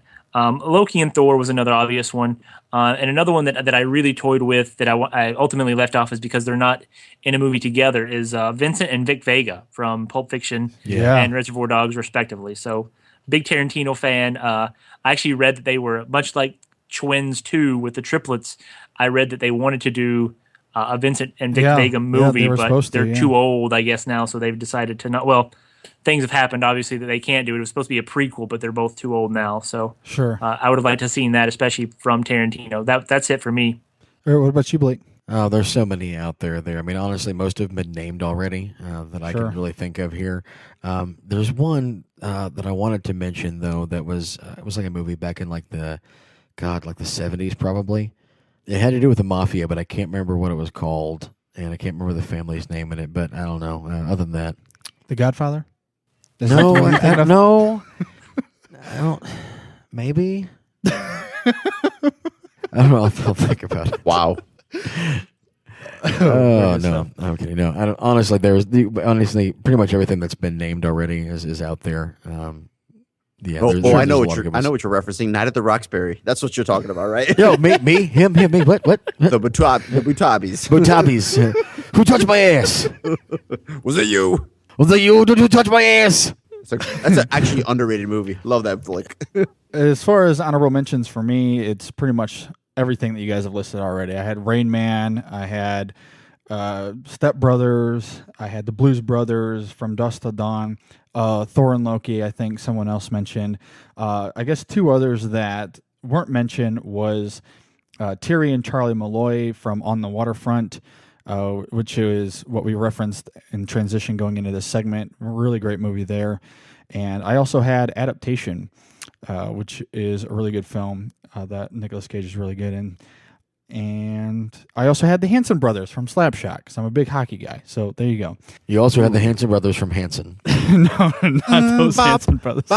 Boom, bop. That would be my wife's choice if she was here. But anyway, that's all I had as far as my honorable mentions go. Bop. All right, well, let us know how your picks stack up against ours. Email us at InSessionFilm@gmail.com. Leave a comment on Facebook or Twitter or on our website at InSessionFilm.com. All right, well, we did toss out the question on Twitter as to what your favorite movie brothers were, and we got a couple responses back that I want to touch on. We got a tweet from @CakelessRoses who said Jake Gyllenhaal and Tobey Maguire in Brothers and the Teenage Mutant Ninja Turtles. He also said Thor and Loki are okay, but I find them a bit overrated, which I completely disagree with. But I can understand how some people might be a little bit overexposed with all the Marvel stuff or whatever. But I love it. We also got a tweet from our good friend @Jonathan Berry who said Peter and Edmund from Narnia, Tommy and Brenda Conlon from Warrior. Yes, a great one there. Mikey and Brand Walsh from The Goonies. Francis, Peter, and Jack from Darjeeling Limited. We also got a tweet from a good friend DJ Valentine who said, if they don't have to be blood brothers, Xavier and Eric from X-Men. If so, Vic and Vincent Vega, which is a good one. And we got a tweet from @LifeVersusFilm who said Feely and Keely, Owen and Glowin, Balin and Dwaylen, Ori, Dory and Nori, Bofer and Bomber. And he said, sense a theme. And of course, if you don't recognize those names, it's the name of the Dwarves and the Hobbit films, which he absolutely loves. I certainly do not. But thanks, Jay, for that response. We do appreciate it. And we got a tweet from @FilmBuffBaker who said, don't forget about the Corleone brothers, Sonny, Freddie, and Michael. Of course, we touched on that, so that's definitely a good one there. And we got a tweet from @BasementBalcony who said Hank and Jacob from A Simple Man and Connor and Murphy McManus from the Boondock Saints. Yes, finally another one for the Boondock Saints. And finally, we got a tweet from @SRBlogspot who said Charlie and Donald Kaufman in Adaptation, and Lenny and George in Of Mice and Men. Anyway, thanks everyone for your responses. We truly, truly appreciate it. All right, before we move on, just want to talk about the poll question we had on our website, where I simply threw out, what's your favorite movie, brothers? And I only put 2 choices on there. I put, clearly it's Michael and Fredo Corleone, right? And then I also said, well, if not, list it below. And the Godfather movies did get 25% of the vote, but we got answers, Vincent and Bud Vega. We got Step Brothers. Someone threw in Thor and Loki. There was a couple for the Frog Brothers. We also got a vote for Fred and George Weasley. And we also got a couple of votes for Rain Man and Adaptation as well. So thanks everyone that voted in on the poll this week. Next week, since we're going to be reviewing The Giver, we'll probably do some sort of Jeff Bridges themed poll. Haven't quite thought about it fully yet, but that's probably what it will be. But anyway, thanks everyone that voted on the poll this week. All right, well, we're going to finish off the show here with some movies that we've seen this week. The podcast abides.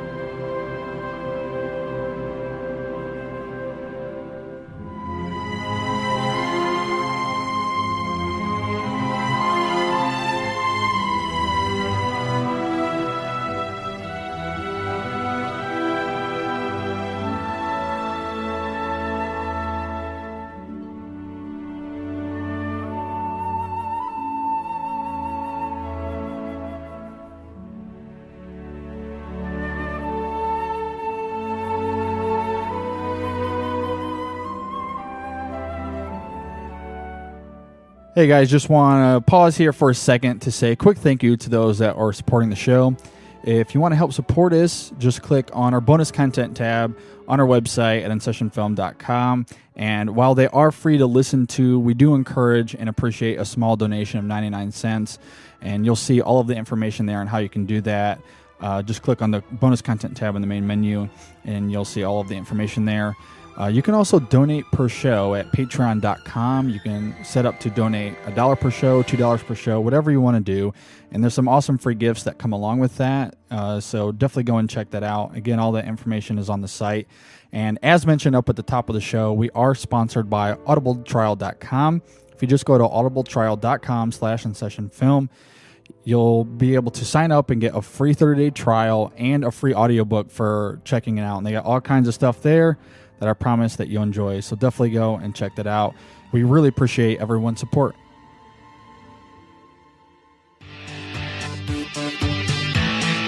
Hi, this is Greg. This is Chuck. And this is Dan. And we are Talking in Circles. Because the world needs another podcast, we are here as Geekcast Radio's newest edition. And as the title says, each week we get lost in conversation about a wide range of topics, including movies, comics, games, art, TV, and even occasionally sports. We play games and discuss pivotal topics like who would win in a fight, the Kool-Aid Man or Tony the Tiger, and examine the hot-button issues of the world of geekdom. We keep things fresh by taking timeless topics in new directions. We are simply 3 friends having a fun time talking about life's most fascinating foibles. Stay connected with us every Tuesday on iTunes or at geekcastradio.com. You're listening to the InSession Film Podcast. This is episode 77. And now we're going to talk about the movies we saw over the last week. And usually this is where we toss it to the guest first. But this week, Blake, you got to leave here a little bit early. So we're going to toss it to you first this week, man. So what'd you get to see this week? Well, like I mentioned when we were leading into the show, JD, here, I've had a super busy last couple of weeks here. I mean, many nights I didn't get out of work and leave Frankfurt, which is a half an hour from here, until after 10 o'clock. So I really haven't got to catch up with much of anything. I did mention I saw Guardians twice, which I absolutely loved. It's easily my top 5 movies this year. I loved looking through some of like the little cameos and little things that they did in there that people wouldn't have expected. Yeah. I enjoyed it so much. It was like, and I'm becoming a big Chris Pratt fan. I told you earlier on that I was not looking forward to him in Jurassic World coming out. Sure. Didn't really know much about coming to this here, but he was awesome in the Lego Movie. He was perfect in this film here. I'm so excited they already announced that they're doing a sequel, and James Gunn is bringing that one too. It's gonna be great. So I'm excited about that big time here. And of course, I went the other night here and just wasted almost 2 hours and $9 on the Ninja Turtles anyway. When I should have just watched the 1990 version again. Yeah, exactly. I'm hoping that as things start to catch up here and slow down a little bit, I'll catch up and watch some of the things that I need to and watch here. And where would so. Guardians rank for you among the 10 Marvel movies? Oh man, I would say probably 3. 3. Yeah, I'd that's say where probably I had 3 it, for me. I would say probably for me the first. Well, I don't know, 3 or 4, maybe 4. Because I think number 1 for me is the Avengers. Number 2 is the first Iron Man. 3 would be Winter Soldier, and then I'll go with the Guardians. Sure. And what's amazing is because that it's one of those that nobody knew anything about ahead of time coming into here, and so it's so fresh. Sure. And so it's not like, even though I can't like latch onto it and want to have my heels in it for all the old stuff, but yeah, I absolutely, because I knew nothing about it really, honestly. I mean, I'm a comic guy, but I knew nothing about Guardians coming in. I thought Bradley Cooper wasn't as bad as I expected him to be in that. I'm not a huge Bradley Cooper fan, but my thing is thinking back on some of the other voices that auditioned for it. Like H. John Benjamin auditioned to do the voice of Rocket Raccoon, and I'm just thinking of like, man, imagine Archer saying some of these lines the way it would have been, and it just seems like it would have been even funnier for me because the way that character is. But overall, it was really good. I'm still kind of weird on the whole Vin Diesel thing. Like, really? You said that line just a couple times in the movie, but it was still, I mean, it was good, but I don't know. If you go back and look at, there's some video online you can watch of him doing it. You could tell he put a lot of work into it. And it's hard to imagine somebody putting that much work into it. Because he says the same 3 words over and over. It's funny though. So, but it was all good. Definitely loved that here. I loved it. I wished I watched it again for the 3rd time instead of Ninja Turtles. Very nice. But anyway, I'm going to try to catch up more. That way I got more to talk about next week. Very cool. Yeah. All right. Thanks, Blake. Really appreciate it, man. Have a good one. All right. Let's toss it to you guys first. Hyro, kick it off, man. What'd you get to see this week? Okay, man. So I've kind of been ebbing and flowing as to my movie watching during the week based on how busy my schedule is. Like I said earlier, I'm in the middle of moving, so my weeks are kind of crazy. But I did get a chance to catch 2 movies. Oh, before I get to that, by the way, I meant to apologize to you on air about the noise in the background. I'm in the hallway, so the elevator's going off and people are walking by. So I'm trying to do my best to kind of keep that under wraps. But I did catch 2 movies this week. So the first one was a documentary from 2013 called Hey Bartender. It's written and directed by Douglas Tirola. And it's basically a in-depth look at the bartending scene as it stands now, and that is kind of where bartenders are shifting towards the more artistry of it. They're trying to use fresh ingredients, and they're calling themselves mixologists and growing their mustaches out really long, and doing that thing. I'm a foodie. I love to cook, and I love to put together great meals and stuff. And I love the artistry of cooking. Nothing gets me fired up like me cooking a meal and having somebody really go out and enjoy it and taste it and really indulge in it. But with drinking, it's kind of a little bit different because you're drinking to get a buzz, and you get that you kind of lose that respect or that sense that aesthetic feel to the drink as you go further along, 2, 3, 4 drinks, you forget to watch the movie that you're supposed to watch for your podcast and stuff. Sure. Sorry about that. But, I really can see their point from one aspect of them trying to really improve their craft and become mixologists. But at the same time, I just really want to get drunk at times. I just want to have a couple drinks and have a good time and stuff like that. So, a lot of people mock mixologists for being too foo-foo. So this director, really focuses on some of the elite bars, but he also takes a kind of a look at some of the lower bars where it's more like that cheers family atmosphere. So it's a kind of, I used to be a bartender, so it's a really cool look at it at the bartending industry. It is pretty interesting. It's actually kind of a big deal around here because there's actually one pretty big bar school around here that's pretty well known for the state anyway. And I mean, I don't drink a lot of liquor or anything, but my wife does. And whenever we go to different places or she has different drinks, I mean, I think there is a certain appreciation for the way that it is put together, and especially if it looks pretty or whatever. And maybe that's more for girls than it is for certain other people. But I think there can be an appreciation for all of that. It's kind of interesting anyway. Right. I mean, and bartending also goes beyond the drink itself. You know, it's that interaction you get with that bartender. So it's a craft, kind of like almost like podcasting. It's the gift of gab. You know, you get out there and you have to have that dialogue with the customer. You have to connect with somebody. So it's an interesting look at Hey Bartender. So, you know, I kind of enjoyed this one. It was a kind of blast from the past for me. So the other movie I watched was from this year. It's The Awkward Moment. That Awkward Moment. Okay. And this is the Zac Efron, Michael B. Jordan, and Miles Teller joint.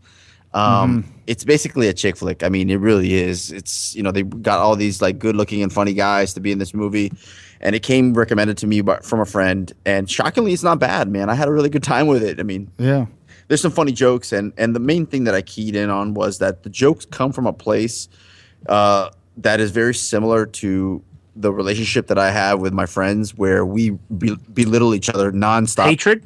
Yeah, you know, there it is. Is that the place where it comes from? There it is. You see what I'm saying? Yeah. It comes from that place of just great disdain, where you're just completely mocking somebody. But at the same time, you know, you love your friends, and you love your closest friends, and you'll do anything for them. So it's a very good look at that relationship.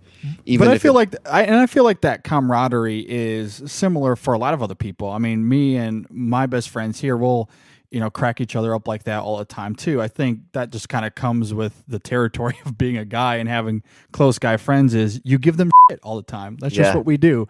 And I feel like the banter between those three guys in that movie was pretty decent. I enjoyed it too. I really did. There were some really, really good jokes in there. There's some racist jokes even. I mean, it's funny. It's the same stuff that Barry does to me. You know, he's always making Hispanic jokes at me and doing crazy stuff at me, and it's offensive. But you know what? Yeah. He just called you a racist. True. Yes, I pretty much did. Take it easy. Occasionally, maybe. Slow it down, David Duke.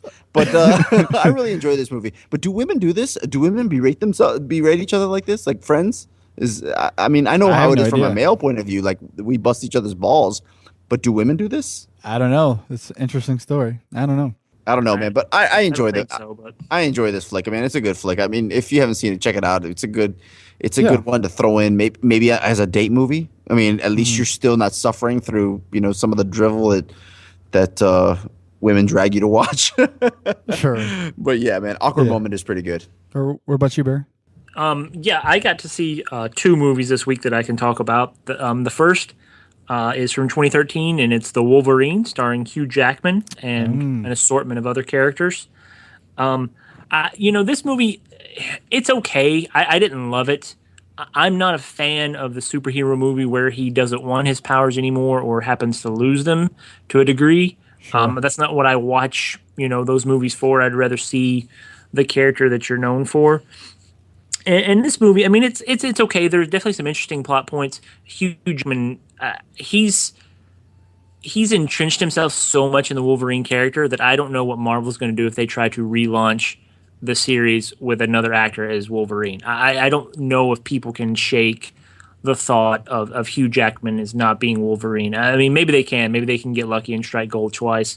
But he's just so dialed into that character, I think, that it's going to be hard for them to replicate that success, at least on a certain level. And the other thing that I really took away from this movie is watching is that it seems extremely violent. I mean, you know, Hugh Jackman as Wolverine is stabbing dozens upon dozens of people. Oh, yeah. You know, and then you look at it and it's a PG-13, and it's like, wait a minute, how does, like, 50 people died in this movie, but it's a PG, you know, but, you know, MPA, it is what it is. It doesn't make any sense, does it? No, it doesn't. It's completely confusing. We talked about this a little bit on our podcast, and how, you know, a movie like Boyhood is an R because it has 2 F-bombs in it, I think, and it just doesn't make any sense. But Wolverine overall was okay. I mean, I'm not a fan of the 2 standalone Wolverine movies, but in the Marvel universe or the joint movies, I do like his character. And the other movie I actually saw, I watched this weekend, and it's a Netflix original, actually, and it's called The Battered Bastards of Baseball. I've heard good things about this. I just started this on your recommendation, buddy. Bro, JD, you mentioned earlier how much you like hockey. I'm a huge baseball fan. I've always been a baseball fan as a little kid. I mean, I started playing T-ball at 4 or 5 and played it all the way. Well, I was on the team all the way through high school. I didn't play a lot. Not very well. Yeah, but I love baseball. And this movie, it's about a single A independent team that Bing Russell, Kurt Russell's father, actually buys. And it's just amazing. And I mean, these guys, some of the stories that they go through, how they kind of have open tryouts, and they're just this independent league, and they're just taking it to these minor league ball club systems throughout. I mean, it's definitely a one-sided story. I don't know if you could call it a documentary, because it's definitely painting the picture in the positive of the independent club and this particular team. But man, if you love baseball, if you're not a commie, this movie you'll love it. It's so good. Wow. Yeah, I'm sorry. I don't mean to be so so outright, but I liked it so much. It's a big plus for me. One of the better movies I've seen this year. It's really short, about an hour and 20 minutes, so it doesn't take long to get through. Yeah, if you get a chance, please watch The Battered Bastards of Baseball. If you have Netflix streaming, it's very good. Yeah, Dan, our guest on our show last week, actually talked about this too, and he really recommended it as well. Really liked it a lot, so it's definitely one to put on the list for sure.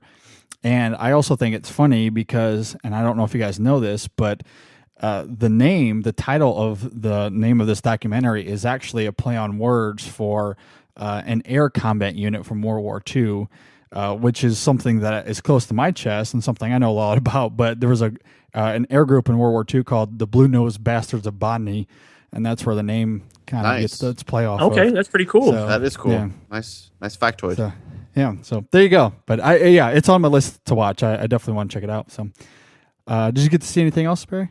No, that was it. Just 2 for me this week. Kind of busy with the kid. I had to go shoe shopping this weekend. So what I a disgrace! Disgrace. Well, I didn't get to watch as much either. I spent 4 days in Chicago, sweeping the leg. Maybe take it away from your show a little bit. I apologize for that. Didn't mean for that to happen. But I did start off my week watching Inglourious Bastards again. We've talked about it on our show over the last couple of weeks quite a bit, and so I wanted to go back and give this a rewatch. And it's just as amazing as the first time I watched it. It's a lot of fun. Christoph Waltz is just incredible. Just incredible. But I love Brad Pitt in that movie too. Very good stuff. I'm assuming you guys like that movie too. Fantastic film. It's amazing. The opening, I would put the opening scene of Inglourious Bastards up against any other opening scene in movie history. Oh, yeah. It's incredible, in my opinion. Yeah, very good stuff. And then I also rewatched for the first time since I saw it in theaters, The Lord of the Rings, The Fellowship of the Ring. And there was 2 reasons I wanted to give this a rewatch. Mostly I was trying to get my wife caught up on some stuff, and Brandy hasn't seen any of the Lord of the Rings movies. So I want to throw that in. And 2, since I've seen the Hobbit movies, I kind of wanted to see how some of this kind of played since watching it. And the first 30 minutes of this movie, when they're back at the Shire, there's a ton of references to the Hobbit movies. And even though I've hated the Hobbit films, it is kind of interesting kind of hearing and seeing those references and knowing kind of where they're going with it. I thought was kind of interesting. But as far as this specific movie goes, it's really fun. It's probably my second favorite among the Lord of the Rings movies, and it's good fun. I like it a lot. Although my wife thought that the elves in the movie, they were going to look like the elves from the Santa Claus, and that wasn't quite the case. So she was a little disappointed. Wow, she is out of touch with the Lord. Yeah. JD, exactly. So you said that it's your second favorite. What would be your order? How would you rank the Lord of the Rings flicks? For me, it would probably be Return of the King, Fellowship, Two Towers is probably. Wow. But I really like them all. So, I mean, they're very, very close. And perhaps on a rewatch, because I haven't seen them in a while, that order could change. But as of now, that's probably where I'd sit with it. Okay. Cool. What about you? Where do they sit for you? Ooh, it'd be tough. I need to go back and revisit them. The Return of the King will probably be last for me. So I'd probably go 1, 2, 3 in reality. Okay. Sure. Going back and I mean, I like the way they developed that original film. I thought it was very, very good.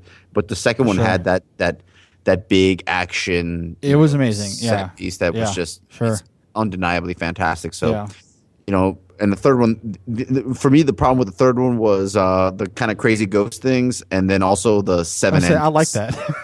The 75 endings that that Sure. took all No. day. Yeah. It was overly long. I agree, but I'll say I just loved the culmination of all of the events and the fruition of what happens with Frodo at the end. Even despite the length, I still thought was really amazing. And I guess to a certain extent, maybe it's hard to put it at number one because it relies on the first two for it to be as potent as it is in the third one. But I still like the way it was well handled. I think let's just agree that they're way better than the Hobbit movies. I haven't even seen the first one of the Hobbit movies, man. I've tried. I swear to you, JD, I've tried like 6 or 7 times. I keep falling asleep. I just keep racking out, man. I get to where they're having like a barbecue on the side, and I just pass out. It's over for me every time.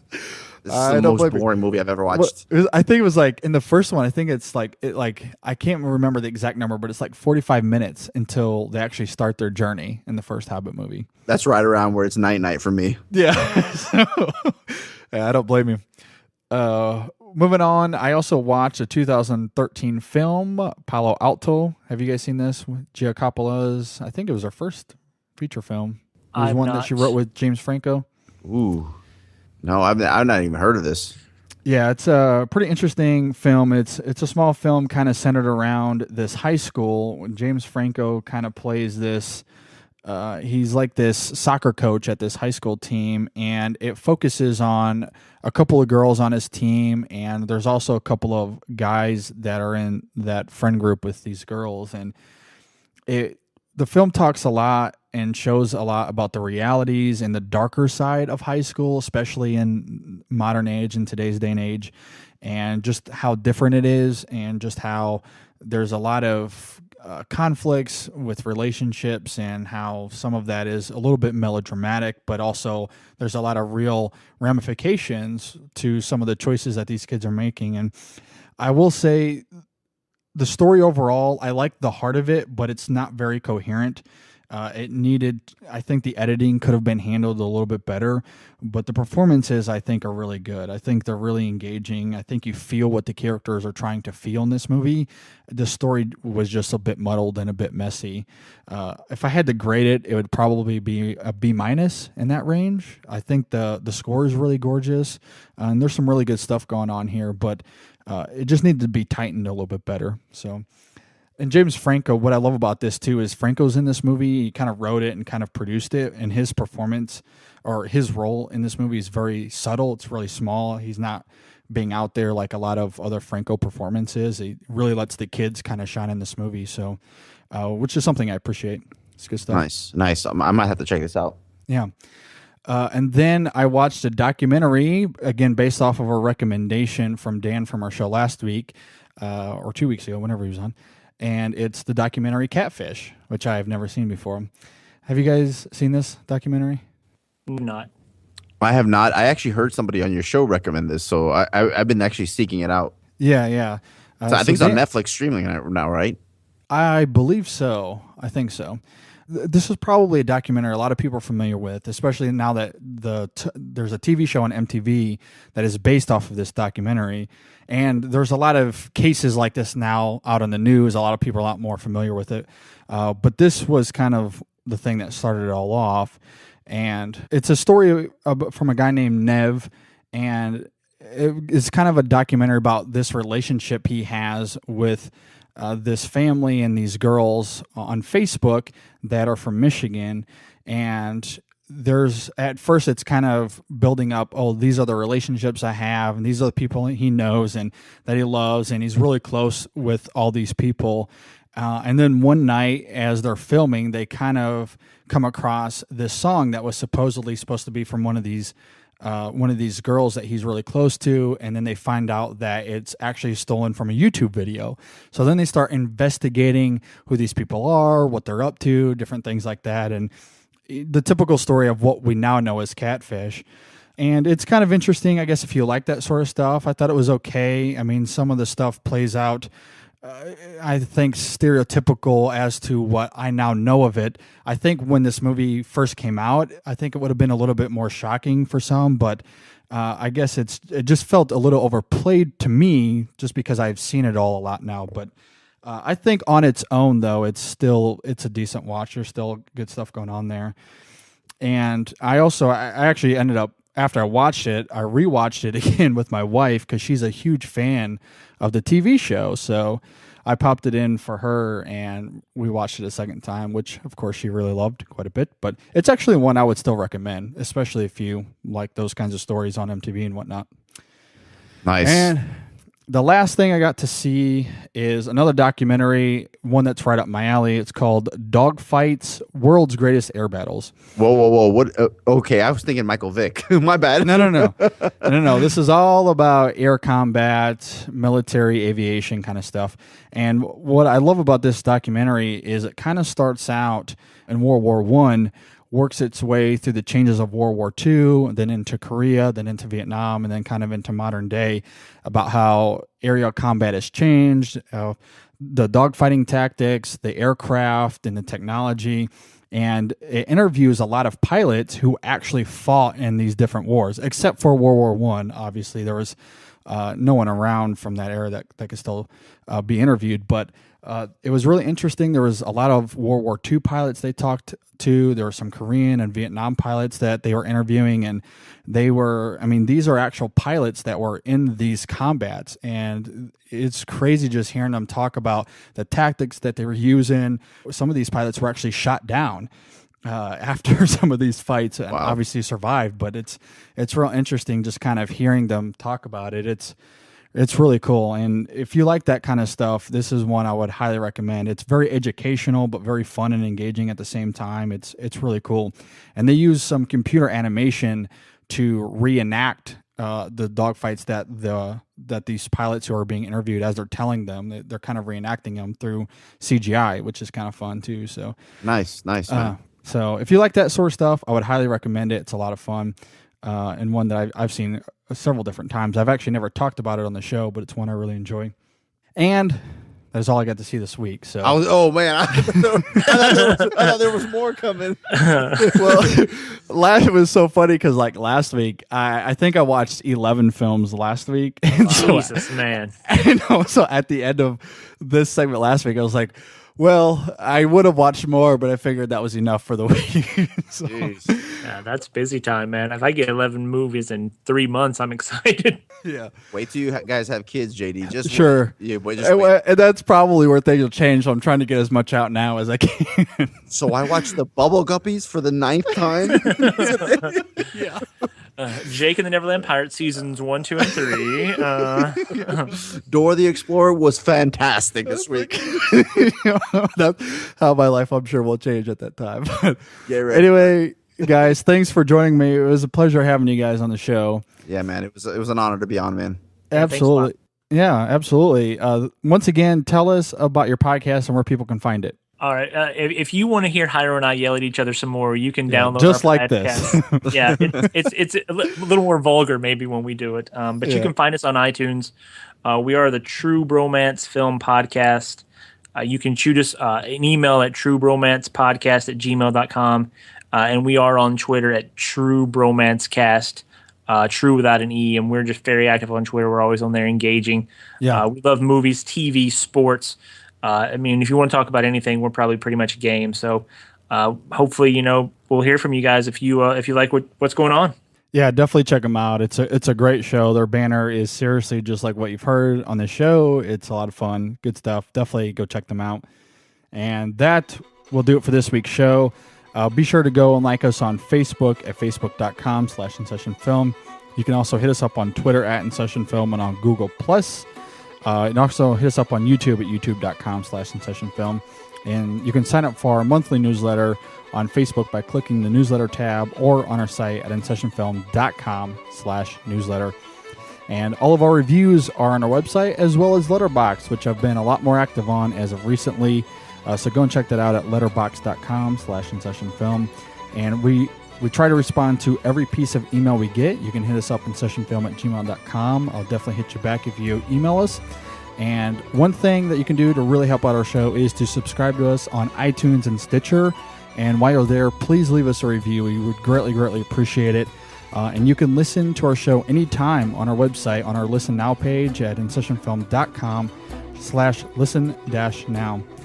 And as mentioned earlier, the InSession Film Podcast is supported by our super awesome listeners like you. Once again, if you want to help us, just go to our website at InSessionFilm.com and click our bonus content tab in our main menu to hear our bonus content for just a small donation of 99 cents. Or you can just go to InSessionFilm.com/donate. You'll see all the information there and how you can help us.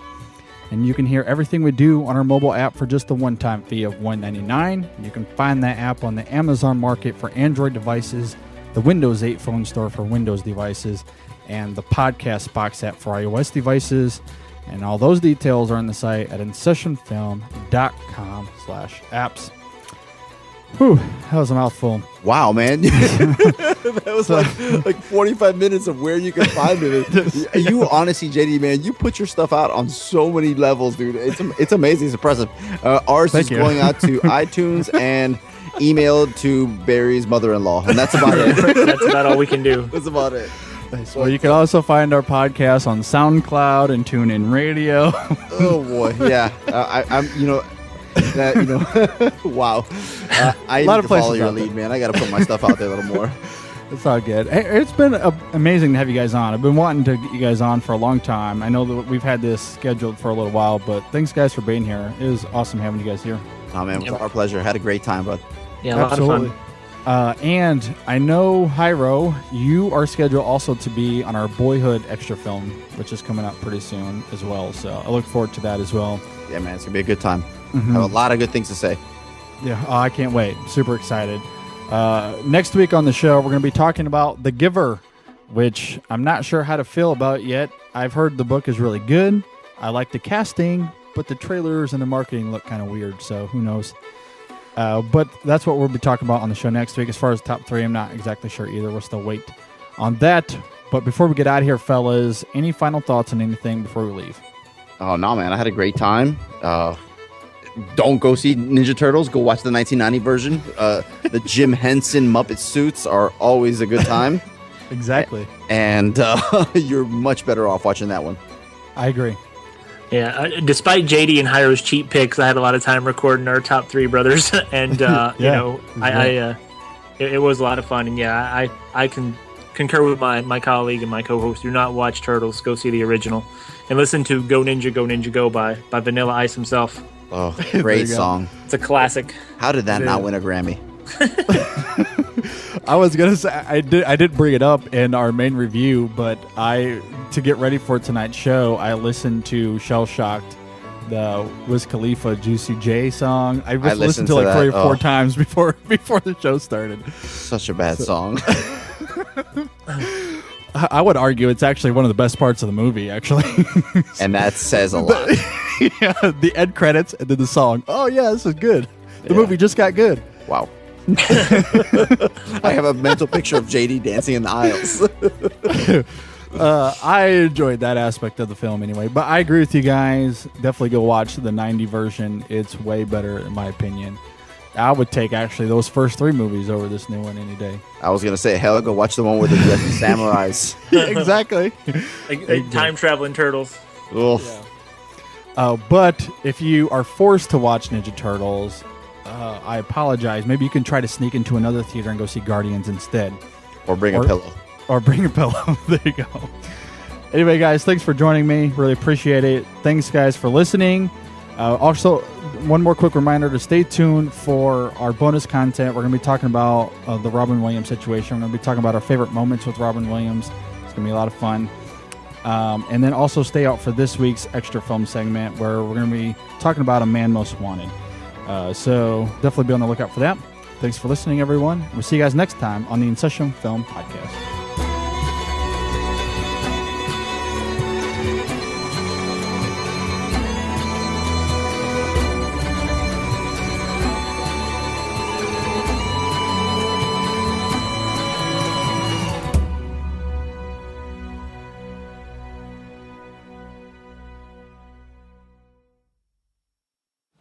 Have you had any experience with that? 20 years of counseling. Yeah, I've seen some pretty awful shit. I mean, have you had any experience with that? Personally? Yeah. sure ain't good. My father was an alcoholic. Mean fucking drunk. He'd come home hammered, looking to wail on somebody. So I'd provoke him so he wouldn't go after my mother and little brother. Interesting nights were when he wore his rings. Yeah, he used to just put a wrench, a stick, and a belt on the table and just say choose. Well, I gotta go with the belt there, Vanna. I used to go with the wrench. Why the wrench? Because fuck him, that's why. Your foster father. Yeah. So, what is it, like, Will has an attachment disorder? Is it all that stuff? Fear of abandonment? Is that why I broke up with Skylar? I didn't know you had. Yeah, I did. You want to talk about it? No. Hey, Will. I don't know a lot. You see this? All this shit.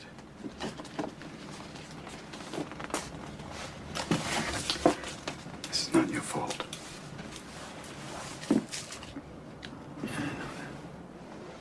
Look at me, son. It's not your fault. I know. It's not your fault. I know. No, you don't. It's not your fault. I know. It's not your fault. All right. It's not your fault. It's not your fault. Don't fuck with me. It's not your fault. Don't fuck with me, all right? Don't fuck with me, Sean, not you. It's not your fault.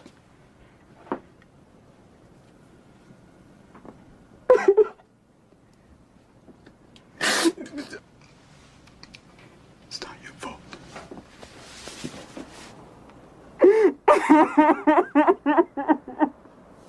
Oh my God. Oh my God, I'm so sorry.